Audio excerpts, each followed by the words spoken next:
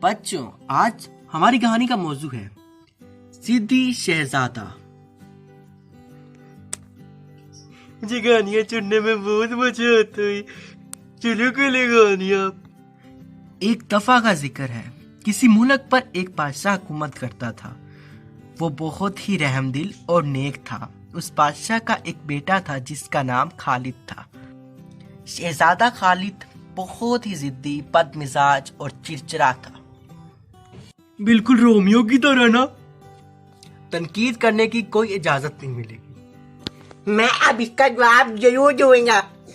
آپ کہانی سن لیں چپ چاپ۔ دن بھر وہ کوئی کام نہ کرتا، بس شکار کھیلتا یا ادھر ادھر سیر و تفریح کرتا۔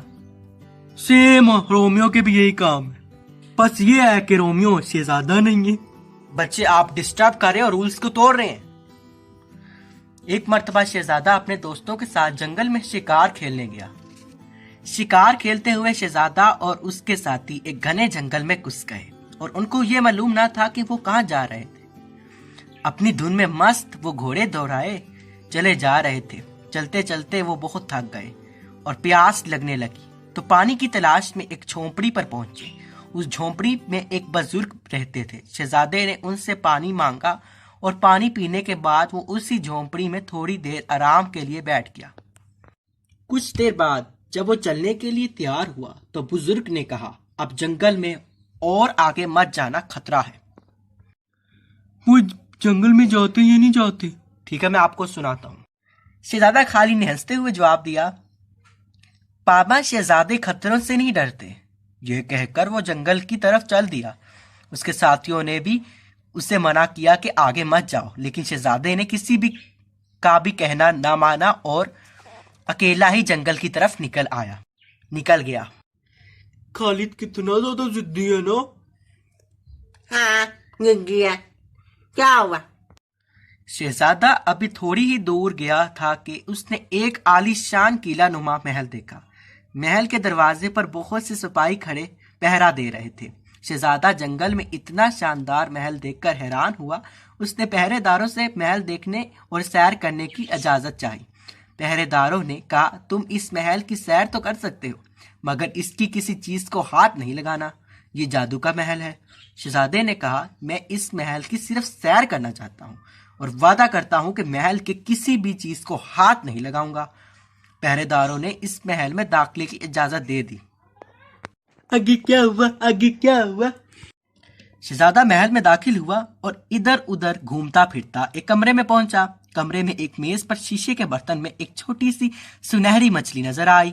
شہزادے نے آج تک اتنی خوبصورت اور چمکدار مچھلی نہیں دیکھی تھی۔ اس کو اپنا وعدہ یاد نہیں رہا۔ اس نے چپکے سے مچھلی جیب میں رکھنے کی دیر تھی کہ زوردار دھماکہ ہوا اور وہ کمرے کے بجائے محل کے بائیں باغ میں کھڑا تھا۔ باغ میں بہت ہی خوبصورت اور رنگ برنگ کے درختوں سے سجا ہوا تھا۔ شہزادہ باغ کی خوبصورتی دیکھ کر بہت خوش ہوا۔ وہ باغ کی سیر کرتا ہوا آرام کے لیے ایک درخت کے پاس جا پہنچا۔ درخت پر پکے ہوئے بڑے بڑے آم دیکھ کر اس کے منہ میں پانی بھر آیا۔ اس نے ادھر ادھر دیکھا، باغ میں شہزادے کے علاوہ اور کوئی نہ تھا۔ شہزادے نے جلدی سے ایک آم توڑ لیا۔ ابھی کھانا ہی چاہتا تھا کہ پھر ایک مرتبہ ایک زور کا دھماکہ ہوا اور دوسرے ہی لمحے میں وہ انسان سے تبدیل ہو کر آم بن کر درخت کے ساتھ لٹک گیا۔ اب ذرا ادھر کی سنیے۔ وہ آم بن گیا؟ ہاں، وہ آم بن گیا۔ یہ کیسے ہو سکتا ہے؟ دیکھو، اس نے کوئی بھی جو محل کے قوانین جو بتائے تھے پہرے داروں نے، اس کو فالو نہیں کیا، تو زور کا دھماکہ ہوا اور وہ بھی عام بن گیا، کیونکہ وہ جادوئی محل تھا۔ اب ذرا ادھر کی سنیے۔ شہزادے کے ساتھی اس کے انتظار میں کئی دن تک جنگل میں پڑے رہے۔ جب شہزادے کی واپسی کی کوئی امید نظر نہ آئی تو وہ واپس محل میں پہنچے اور بادشاہ کو سارا واقعہ بتایا۔ بادشاہ نے اسی وقت اپنی فوج کو حکم دیا کہ شہزادے کو تلاش کر کے لاؤ۔ شاہی فوج کے سپاہیوں نے جنگل کا کونا کونا چھان مارا، لیکن شہزادے کا کہیں پتہ نہ چلا۔ سپاہی خالی ہاتھ لوٹ آئے۔ بادشاہ نے فوراً اعلان کرا دیا کہ جو شخص شہزادے کو تلاش کر کے مانگا انعام دیا جائے گا۔ بہت سے لوگ شہزادے کی تلاش میں گئے لیکن ناکام واپس آئے۔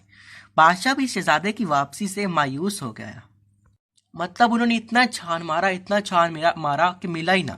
اب تو بادشاہ بھی مایوس ہو گیا، وہ تو عام بن گیا ہے، کیسے ڈھونڈیں گے اس کو؟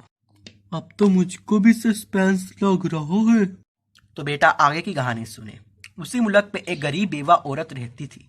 اس کی ایک بیٹی تھی، بڑھیا کپڑے سی کر اپنا گزارا کرتی تھی۔ جب لڑکی نے بادشاہ کا یہ اعلان سنا تو اپنی ماں سے کہا کہ اماں اگر تم اجازت دو میں بھی قسمت آزماؤں، ممکن ہے کہ خدا ہمیں اچھے دن دکھا دے۔ بیوہ عورت نے کہا بیٹی تم مجھے چھوڑ کر کہاں جاؤ گی؟ اس بڑھاپے میں میری دیکھ بھال کون کرے گا؟ اور پھر تم لڑکی ہو بیٹی، یہ تو مردوں کا کام ہے۔ وہ تو لڑکی بہادر تھی۔ بہادر لڑکی نے کہا ماں تم کچھ کام نہ تو کامیاب واپس آؤں گی۔ بڑھیا نے کہا بیٹی اگر تمہاری یہی مرضی ہے تو میں تم کو یاد رکھوں، جب کبھی کسی مصیبت میں گر جاؤ تو گھبرانا نہیں بلکہ ہمت سے کام لینا، جاؤ خدا تمہاری مدد کرے۔ بڑا مدد ہے، کبھی گھبرانا نہیں ہے۔ اگر آپ کسی سچویشن میں پھنس جائیں، خدا نہ خواستہ، تو آپ نے گھبرانا نہیں ہے، ہمت سے کام۔ آپ اپنی مشکل سے خود ہی نکل سکتے ہو۔ ٹھیک ہے بچوں؟ یہ تو میں ہمیشہ کہتا ہوں، جو ٹیک کیا وہ میں کیا۔ لڑکی نے سفر کا سامان باندھا اور مردانہ لباس پہن کر شہزادے کی تلاش میں چل دی۔ چلتے چلتے لڑکی اس بزرگ کی جھونپڑی میں پہنچی جنہوں نے شہزادے کو جنگل میں آگے جانے سے منع کیا تھا۔ جب بزرگ نے ایک نوجوان لڑکی کو اپنی جھونپڑی میں دیکھا تو اس سے پوچھا بیٹی تم کس کی تلاش میں ہو؟ جنہوں نے شہزادے کو جنگل میں آگے جانے سے منع کیا تھا۔ جب بزرگ نے ایک نوجوان لڑکی کو اپنی جھونپڑی میں دیکھا تو اس سے پوچھا بیٹی تم کس کی تلاش میں ہو؟ دیکھو ایک اور بھی مورن، بزرگوں کا اس نے کہنا نہ مانا تو کیا اس کی حالت ہو گئی۔ تو ہمیں ہمیشہ بزرگوں کا کہنا ماننا چاہیے۔ رومیو مانے نہ مانے لیکن میں ضرور مانوں گا۔ میں نے آپ کو پہلے بھی کہا تھا آپ تنقید نہ کیا کریں۔ بابا جب آپ نے مجھے پہچان ہی لیا تو یقیناً آپ کو میری آمد کے بارے میں بھی معلوم ہوگا۔ اگر آپ نے میری مدد کی تو میں شہزادے خالد کو ضرور تلاش کر لوں گی۔ بزرگ نے کہا بیٹی شہزادہ ایک جادوگر کی قید میں ہے، اگر تم اسے آزاد کرانا چاہتی ہو تو اس بات کا خیال رکھنا کہ راستے میں جتنے آدمی تمہیں ملے ان سے بات نہ کرنا، وہ بہت کوشش کریں گے کہ کسی طرح تم ان سے بات کرو۔ اگر تم نے ان سے بات کی تو پھر تم بھی کشتوں کی طرح اس درخت پر آم کی طرح لٹک جاؤ گی جہاں شہزادہ لٹک رہا ہے۔ لڑکی نے کہا بابا میں کوشش کروں گی کہ آپ کی نصیحت پر عمل کروں۔ اتنا کہہ کر لڑکی نے بزرگ سے اجازت لی اور جنگل کی طرف چل دی۔ 2 دن مسلسل چلنے کے بعد لڑکی اس جگہ پر پہنچی جہاں جادوگر کا قلعہ نما محل تھا۔ وہ محل کے دروازے پر پہنچی تو پہرے داروں نے اس سے بات کرنا چاہی۔ لڑکی کسی سے کچھ نہ بولی کیونکہ بابا نے اس سے کہا تھا کسی سے نہ بولنا، ورنہ تم بھی اس شہزادے کی طرح آم بن کے لٹکی رہو کی درخت پر۔ چپ چاپ محل میں داخل ہو گئی اور ادھر ادھر گھومتی ہوئی وہ باغ میں پہنچی۔ جب وہ آم کے درخت کے پاس پہنچی تو زرد آم دیکھ کر اس کا بھی دل للچایا۔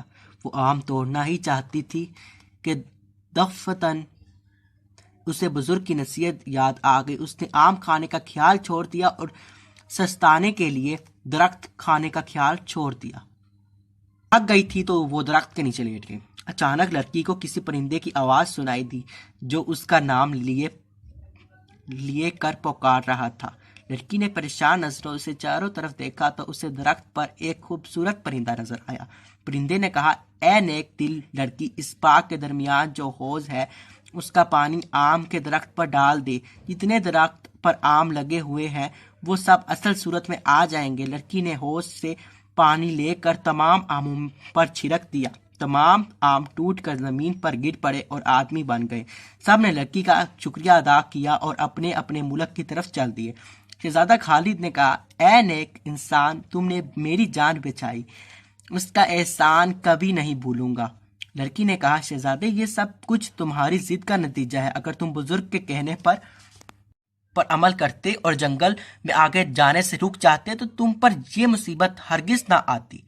شہزادے نے کہا نوجوان تم ٹھیک کہتے ہو، جب بھی مجھ پر کوئی مصیبت آئی ہے تو اس کی وجہ میری ضد ہوئی ہے، لیکن میں تم سے وعدہ کرتا ہوں کہ آئندہ کبھی بزرگ کی بات کو ٹالنے کی کوشش نہیں کروں گا۔ آج سے میری زندگی کا مقصد ہی یہی ہوگا کہ میں بزرگوں کی نصیحت پر عمل کروں۔ باتیں کرتے ہوئے دونوں محل سے باہر نکل آئے۔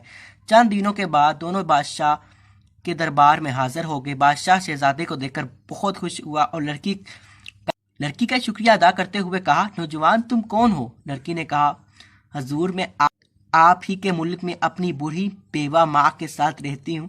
بادشاہ یہ دیکھ کر حیران رہ گیا، شہزادے کو جادوگر کی قید سے رہائی دلا کر لانے والی مرد نہیں بلکہ ایک لڑکی ہے۔